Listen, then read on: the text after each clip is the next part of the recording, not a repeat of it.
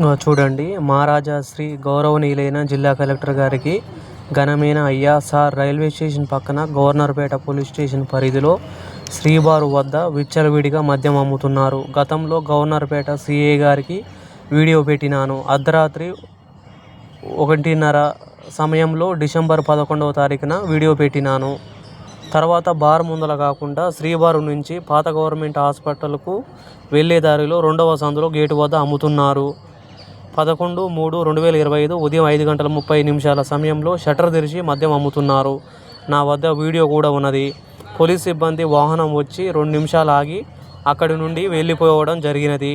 ఈ విధంగా మద్యం అమ్మడం వల్ల నేరాలు జరుగుతాయి. నేరస్తులు రాత్రిపూట తిరిగి నేరాలు చేస్తారు. రోడ్డు ప్రమాదాలు జరుగుతాయి. కనుక దయచేసి విజయవాడ సిటీలో మద్యం షాపులు సమయపాలన పాటించేటట్లు మీరు చర్యలు తీసుకోగలరు. ఇట్లు సంఘ సంస్కర్త పూజార్ల సతీషు. చూడండి, కలెక్టర్ గారికి లెటర్ రాసిన, సిటీ కమిషనర్ గారికి కూడా లెటర్ రాసిన, అది చూపిస్తా, అది కూడా పెడతా మీకు. చూడండి, విచ్చలవిడిగా మద్యం ఏరులై పారుతుంది విజయవాడలోని కాదు, ఆంధ్ర మొత్తం. మొన్న వేరే మాచర్ల పట్టణానికి చెందిన ప్రజలు కూడా నాకు చెప్తున్నారు, ట్రైన్లో వచ్చినప్పుడు మద్యం ఏరులై పారుతుంది. మద్యాన్ని కంట్రోల్ చేయాలి. ఇప్పుడు ఈ ట్రాఫిక్ పోలీస్ వాళ్ళు హెల్మెట్లు పెట్టుకోమని బాగా అవేర్నెస్ చేస్తారు, అవగాహన తీసుకొస్తారు. మరి మద్యం షాపులు ఎందుకు నడుపుతున్నారు?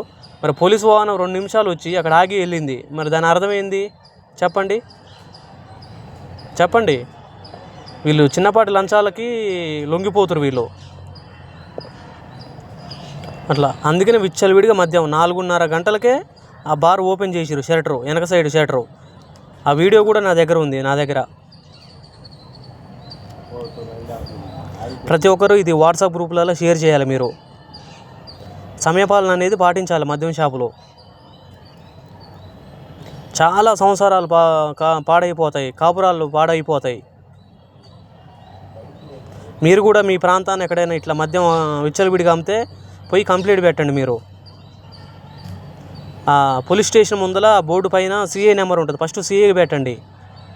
తర్వాత కలెక్టర్ దృష్టికి, మరి అధికారుల దృష్టికి తీసుకెళ్ళండి. ఎక్కడైనా సరే సిఐ నెంబరు బోర్డు పైన ఉంటుంది పోలీస్ స్టేషన్ ముందల. మీకు గూగుల్లో కొట్టినా వస్తుంది పోలీసు వాళ్ళ నెంబర్లో.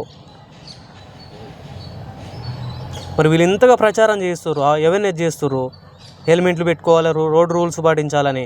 మరి మద్యం షాపులు ఎందుకు తెరుస్తారు విచ్చలవిడిగా?